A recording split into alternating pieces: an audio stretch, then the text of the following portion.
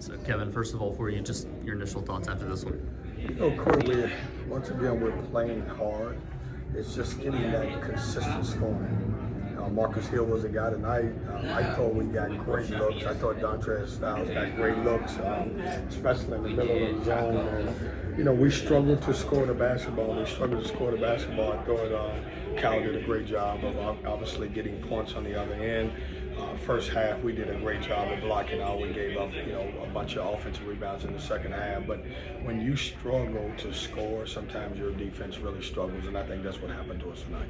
Yeah, I was going to say, how impactful were those second half offensive rebounds for them? Because I think you guys had rebounded almost like 80% of their shots in the first half and couldn't seem to come up with them in the second. Yeah, it's hard. A couple guys didn't play well, and that's what's happening to us most of the year. If you look at the Clemson game, you go back to that, you get a Dontrez Styles. You look at Duke, you get Dontrez, and then Trey, and tonight was Marcus.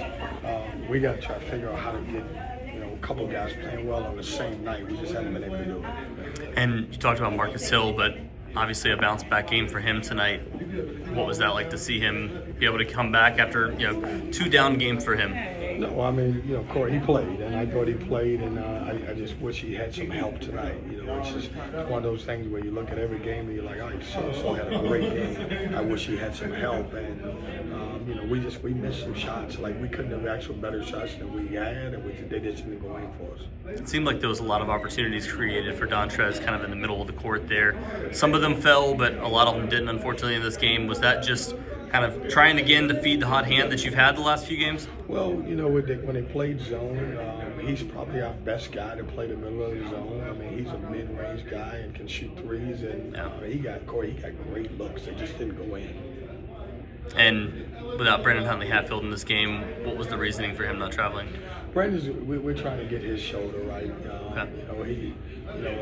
He hasn't been right, and he's warmed up a couple times, and I always trust the players, and in his mind he felt like he couldn't go, and it was becoming it was something that was happening all the time, and so we thought it was the best thing for him to stay back and try to rehab it as much as he can, and obviously give him a chance to help us down the stretch, but we made the decision because every game it was something different with it, and I trust what he says, and he just didn't feel like he could go.